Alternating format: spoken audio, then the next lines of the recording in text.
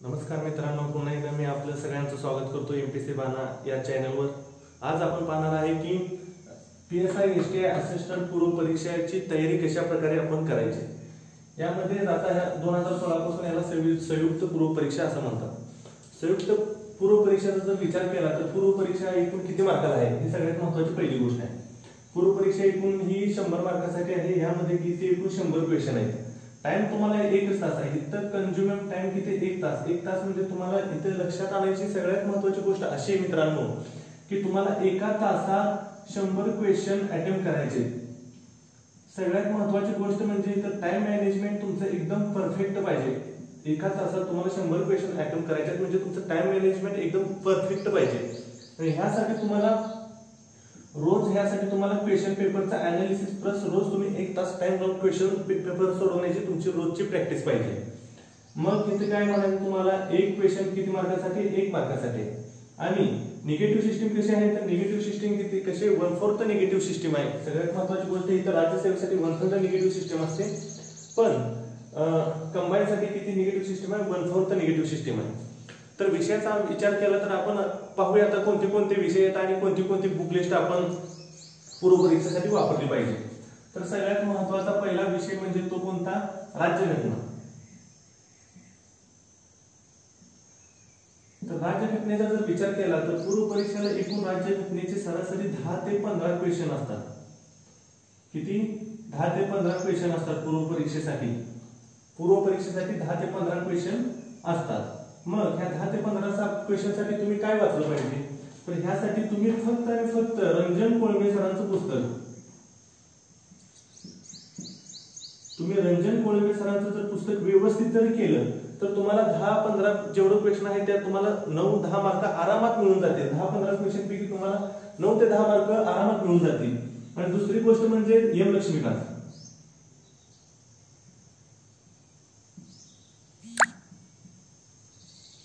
दुसरी गोष्ट कोणती आहे एम लक्ष्मीकांत। एम लक्ष्मीकांतचा जर विचार केला तर तुम्ही काय करायचं एम लक्ष्मीकांत पण तुम्हाला जेव्हा पूर्ण वेळ वाचून झाला पॉलिटिक्सचा रिझल्ट कोळंबे पहिल्यांदा तुमचं पूर्णपणे वाचून झाल्यानंतर जर तुम्हाला असं वाटतंय की आपला पॉलिटिक्ससाठी डाटा काहीतरी कमी पडतोय त्यावेळेला तुम्ही एम लक्ष्मीकांत व्यवस्थित रीड केलं पाहिजे। आणि ह्या एम लक्ष्मीकांतचा फायदा तुम्हाला कुठे होतो तर एम लक्ष्मीकांतचा फायदा तुम्हाला मेन साठी होणार आहे। आणि पण पॉलिटिक्सचा अभ्यास करताना तुम्हाला सांगायची गोष्ट म्हणजे त्यात काय काय गोष्टी आहेत तर सिलेबस मध्ये काय काय पॉइंट आहेत तर राज्यघटनेची सुरुवात कशी झाली, संसद म्हणजे काय, राष्ट्रपती म्हणजे काय, पंतप्रधान म्हणजे काय, ह्या सगळ्या गोष्टी तुम्हाला व्यवस्थित करायच्या। ह्याचाच पार्ट 2 म्हणजे तुम्हाला काय बघायचं आहे पंचायत राज। तर पंचायत राजचा विचार केला तर पंचायत राजचे क्वेश्चन किती असतात 2 ते 3च क्वेश्चन पंचायत राजचे विचारले जातात पीएस कंबाईन पूर्वला। मग 2 ते 3 क्वेश्चन साठी तुम्ही काय वाचलं पाहिजे तर इथं किशोर लवटे सरांचं पुस्तक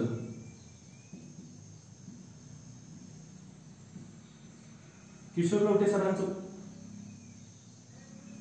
सरांचं पुस्तक तुम्ही व्यवस्थित इथं पंचायत राजसाठी व्यवस्थित वापर केलं पाहिजे। पंचायत राजसाठी यातून तुमचं काय पूर्ण झालं राज्यघटना कव्हर झालं आणि पंचायत राज पण कव्हर झालं। 10 ते 15 मार्काची तुमची तयारी झाली।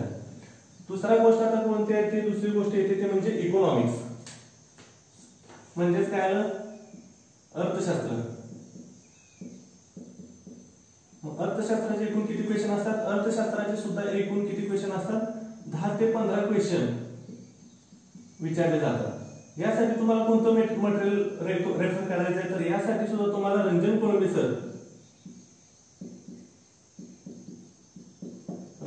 सरांचं इकॉनॉमिक्सचं पुस्तक एकदम सफिशियंट आहे। तुम्ही रंजन कोळंबे सरांच्या पुस्तकातून इकॉनॉमिक्सचे 10 ते 15 क्वेश्चन आरामात तुम्ही व्यवस्थित हँडल करू शकता। त्याचबरोबर पूर्व परीक्षेचा जर विचार केला तर इकॉनॉमिक्सचे पूर्व परीक्षेचे क्वेश्चन हे करंटच्या रिलेटेड असतात।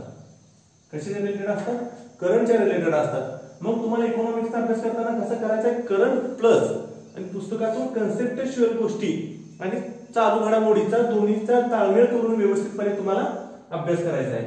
आणि ह्यातून तुम्हाला काय म्हणायचं दुसरं पुस्तक कुठलं आहे देसले भाग 1 हे 2 पुस्तक तुम्हाला अर्थशास्त्रासाठी व्यवस्थित करायचं आहे।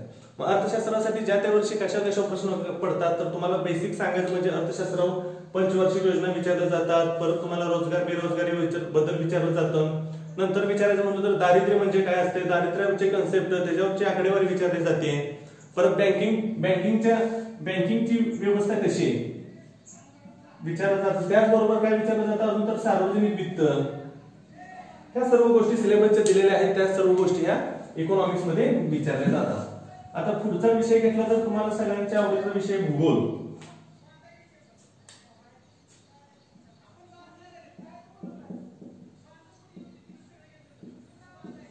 तिसरा विषय कोणता आहे, भूगोल. आता इथं सगळ्यात महत्वाची गोष्ट तुम्हाला सांगतो, भूगोलाचा जर विचार केला तर पूर्व परीक्षेसाठी कंबाईनच्या महाराष्ट्राचा भूगोल हा खूप महत्वाचा आहे. महाराष्ट्राच्या भूगोलावर एकूण सरासरी जर विचार केला तर एकूण 10 ते 12 प्रश्न महाराष्ट्राच्या भूगोलावर विचारले जातात. आणि भारताच्या जगाचा जर तुलनेने विचार केला सरासरी तर त्याच्यावर 2 ते 3 प्रश्न विचारले जातात भारताच्या भूगोलावर.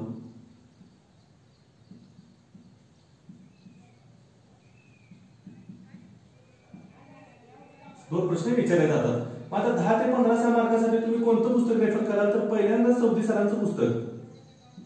सौदी सरांचं पुस्तक कोणतं तर PSI STI असिस्टंट मुख्य परीक्षा महाराष्ट्राचा भूगोल हे जे पुस्तक आहे सौदी सरांचं, हे पुस्तक तुम्ही परफेक्ट जर केलं तर तुमची 10 ते 12 मार्क अजिबात हलत नाही. आणि दुसरं पुस्तक म्हणजे दीपस्तंभचं पुस्तक. तर ह्या दीपस्तंभच्या पुस्तकात काय आहे, दीपस्तंभच्या पुस्तकात तुम्हाला रंगीबेरंगी पुस्तक आहेत, रंगीबेरंगी नकाशे आहेत, त्यामुळे तुमचं व्हिज्युअलायझेशन व्यवस्थितपणे होणार आहे ह्या दीपस्तंभमध्ये. त्यामुळे तुमचा हा भूगोल विषयाचा मार्क, महाराष्ट्र भूगोल विषयाचा मार्क अजिबात कटणार नाही. आणि लॉजिकली गोष्ट तुम्हाला सांगायची म्हणजे तुम्हाला जर ही पूर्ण परीक्षा पास व्हायची असेल तर कमीत कमी तुम्हाला 50+ तर कोर मारायला लागतो PSI होण्यासाठी. सेट कोर तुम्हाला किती करायचा आहे PSI साठी 50 करण्यासाठी आहे. त्यामध्ये भूगोलाचा वाटा खूप महत्वाचा आहे. आणि भारताचा भूगोल विचार केला तर तुम्ही भारताच्या भूगोलाच्या तुम्ही कुठलंही पुस्तक वापरू शकता. ऑब्लिक हे सौदी सरांच्या पुस्तकात आहे ना, सौदीचा भारताचा भूगोल.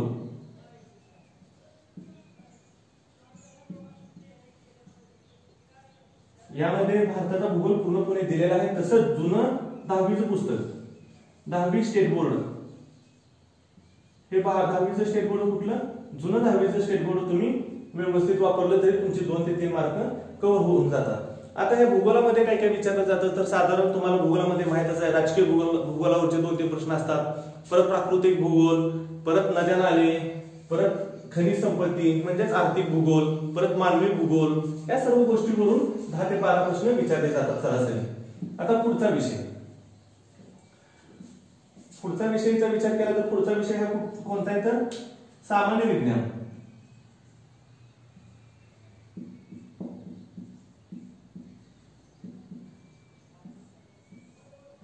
तर सामान्य विज्ञानाचा जर विचार केला तर सरासरी सामान्य विज्ञानाची बी 10 ते 15 क्वेश्चन विचारले जातात.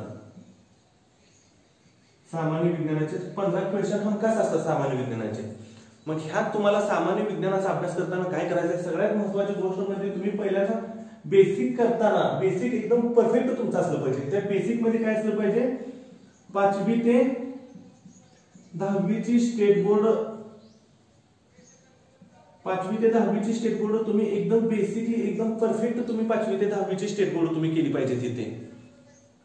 आलं लक्षात तुमच्या सगळ्यांच्या. आणि दुसरी गोष्ट कुठलं पुस्तक आहे, अनिल कोलते सरांचं पुस्तक आणि सचिन बस्के.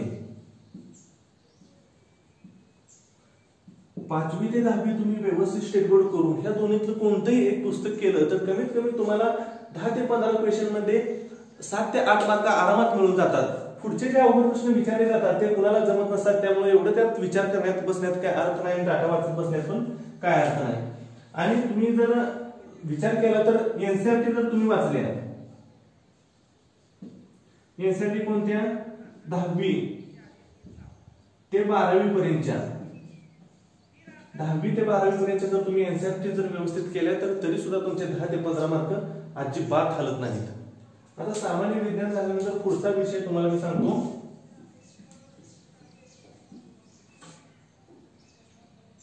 इतिहास.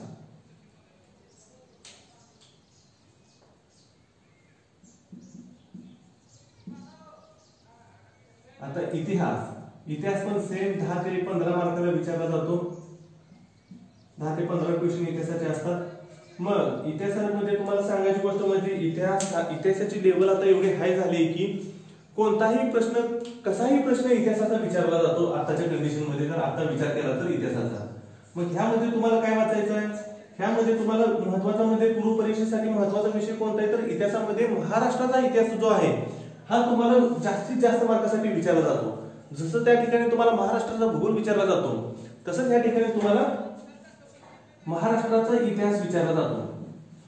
मग महाराष्ट्राचा इतिहासाचा तुम्ही व्यवस्थित अभ्यास करण्यासाठी तुम्हाला काय करायचंय तर इथं 11वीचं पुस्तक, 11वीचं स्टेट बोर्ड प्लस तुम्हाला काय वाचायचं आहे अनिल कठारे किंवा गाठाळ, अनिल कठारे किंवा गाठाळ ही दोन पुस्तकं तुम्हाला व्यवस्थित तुम्ही जर इथं हँडल केली, ही दोन पुस्तकं व्यवस्थित जर तुम्ही हँडल केली ना तुमचे 10 ते 15 प्रश्न आरामात पडतात. आणि भारताच्या भूगोलाचा जर विचार, भारताच्या इतिहासाचा जर विचार केला तर भारताच्या इतिहासाचे बी 1-2 क्वेश्चन असतात परीक्षेला. ते तुम्हाला कुठून कव्हर होतात? 8वीचं पुस्तक आणि रंजन कोळंबे सरांचं 8वीचं पुस्तक प्लस रंजन कोळंबे सरांचं जर पुस्तक तुम्ही व्यवस्थित केलं तर भारताच्या इतिहासावरचे जे 2 ते 5 क्वेश्चन पडतात हे तुम्हाला आरामात समजून जातील.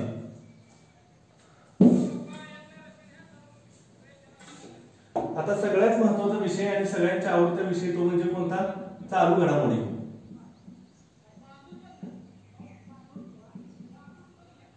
आता चालू घडामोडी मी काय करायचं मागल्या लेक्चर मध्ये तुम्हाला सांगितलंच, पण ह्या पण लेक्चर मध्ये मी तुम्हाला चालू घडामोडीचा अभ्यास कसा करायचा हे सांगतो. चालू घडामोडीमध्ये तुम्ही काय केलं पाहिजे? रोजचा पेपर वाचला पाहिजे. कोणता पेपर? तुम्ही लोकसत्ता वाचा, द हिंदू वाचा, डझंट मॅटर तुम्ही कोणता पेपर वाचताय, पण कोणता तरी एक पेपर तुम्ही रोज वाचला पाहिजे. प्लस त्याच्या तुम्ही नोट्स काढल्या पाहिजेत आणि त्या नोट्स तुम्ही सारख्या जर रिव्हिजन केल्या तर तुमच्या चालू घडामोडीतला मी तुम्हाला सांगतो एकही मार्क कट होणार नाही.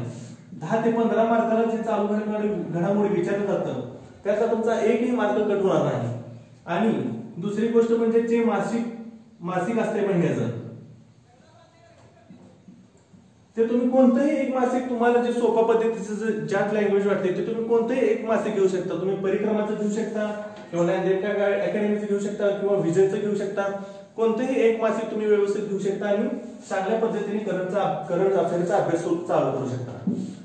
आता पूर्व परीक्षेमध्ये सगळ्यात डेंजर विषय म्हणजे कोणता आहे? गणित आणि बुद्धिमत्ता.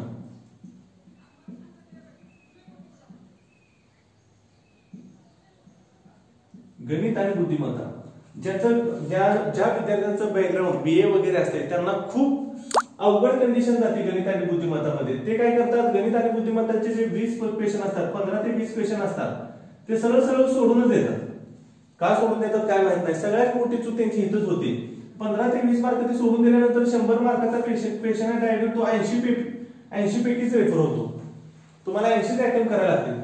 तुम्ही जर ह्या ठिकाणी 10+ जर स्कोर मारायचा प्रयत्न केला तर तुमचा स्कोर आरामात 50च्या पुढे डोळं झाकून जायला काही सुद्धा हरकत नाही. त्यामुळे ह्या 15 ते 20 क्वेश्चन मध्ये काही गणित असं असतात की 1-2-3 सेकंदात बघितल्यानंतरच सुटून जातात. काही गणित 1-5-6 गणित असे असतात की तुम्ही बघता क्षणी ते 5-6 गणित सुटून जातात. समजा आकृत्यावरचे गणित, सिरियलचे गणित हे तुम्हाला बघता क्षणी 5 ते 6 गणित सुटून जातात. पण ह्याकडे सगळे विद्यार्थी काय करतात? दुर्लक्ष करतात आणि ती पूर्व परीक्षेचं कट ऑफ पार करण्यासाठी अपयशी ठरतात. आता तुम्हाला रेफर करायचंय कुठलं गणित आणि बुद्धिमत्तेसाठी तुम्ही कोणतंही पुस्तक मार्केटमध्ये तुम्ही कोणतंही पुस्तक घेऊन गणित बुद्धिमत्तेचं रोज तुम्ही जर 2 तास प्रॅक्टिस केली तर तुम्हाला गणित आणि बुद्धिमत्ता हा विषय किती सोपा आहे आणि किती महत्वाचा विषय तुम्हाला कळून जाईल. त्या गणित आणि बुद्धिमत्तेचा तुम्हाला मी दुसरा फायदा सांगतो. जर तुम्हाला जर प्लॅन बी एमपीएससी मध्ये सगळेजण म्हणतात प्लॅन बी रेडी असावा, तर त्या प्लॅन बी मध्ये काय एसएससीच्या जे एक्झाम असतात सेंट्रलच्या, त्या एसएससीच्या एक्झामला 50 मार्कासाठी सरासरी गणित विचारलं जातं. तर तुमचा इथं 50 मार्काची हमखास तयारी होऊन जाते आणि रोज तुम्ही गणिताचा एक तास जरी रोज तुम्ही दिवसातून अभ्यास केला तरी तुमचं गणित आणि बुद्धिमत्ता कव्हर होऊन जाईल. आता तुम्हाला एक सगळ्यात महत्त्वाची गोष्ट सांगतो अभ्यासाची. तुम्ही सगळ्यात मोठी विद्यार्थी चूक करतात तर ती कोणती चूक करतात? क्वेश्चन पेपर अनालिसिस करत नाही. काय करत नाही?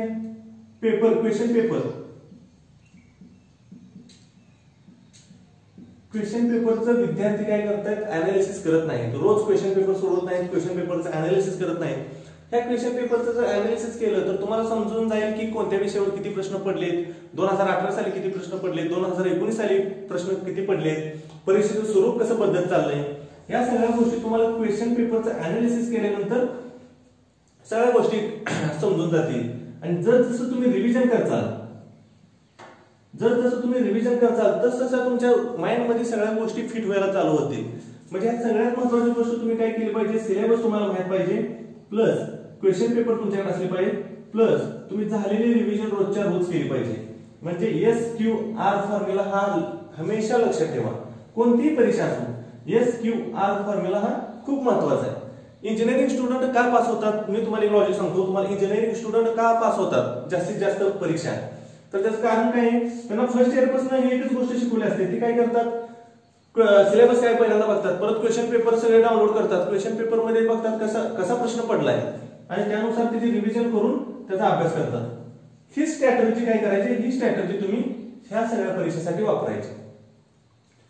मग तुम्हाला अजून एक महत्त्वाची गोष्ट सांगायची म्हणजे सिलेबस, क्वेश्चन पेपर आणि रिव्हिजन. आता नेक्स्ट लेक्चर मध्ये आपण भारताचा भूगोलाचा कसा अभ्यास करायचा आणि भारताच्या भूगोलमध्ये काय काय विचारलं जातंय हे पाहणार आहोत. धन्यवाद.